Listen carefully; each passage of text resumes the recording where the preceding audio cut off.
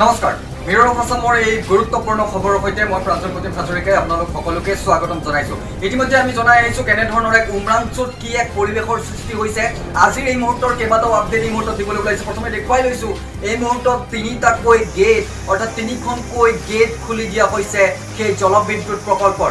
এই দৃশ্যাংশ দেখিবলৈ পাইছে।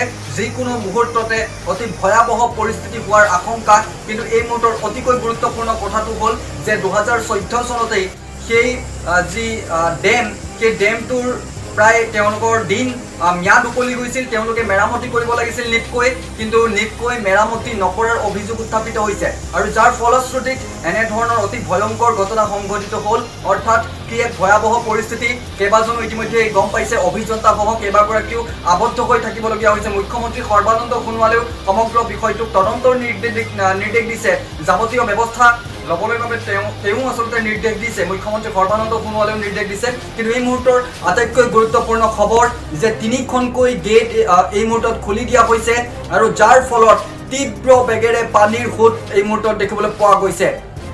পাহাৰ খহাৰো পূৰ্ণ সম্ভাৱনা দেখা দিছে এই মুহূৰ্তত। আমাৰ কেইবাগৰাকীও সাংবাদিক এই মুহূৰ্তত উমৰাংচুলৈ ৰাওনা হৈছে, যিহেতু পৰিস্থিতি অতি ভয়াৱহ হ'বলৈ ধৰিছে আৰু তাৰ বাবে আমি প্ৰতিটো মুহূৰ্তৰ খবৰ আপোনালোকক জনাবলৈ বাবে চেষ্টা চলাম। কিন্তু এই মুহূৰ্তৰ আটাইতকৈ গুৰুত্বপূৰ্ণ খবৰটো হ'ল যে তিনিখনকৈ গেট খুলি দিয়া হৈছে। প্ৰায় পাহাৰৰ বিভিন্ন অংশ প্ৰায় 40ৰ পৰা 50% ইতিমধ্যে খহি গৈছে আৰু বহু খহি যোৱাৰ অৰ্থাৎ যিটো পাহাৰ খহি যোৱাৰ পূৰ্ণ সম্ভাৱনা আছে। আৰু যদিহে সঁচাকৈ পাহাৰ খহে তেন্তে কপিলীৰ বাঢ়নী পানীয়ে ভয়ংকৰ ৰূপ ল'ব পাৰে, কিন্তু জলপৃষ্ঠ বৃদ্ধি হ'ব পাৰে কপিলীৰ।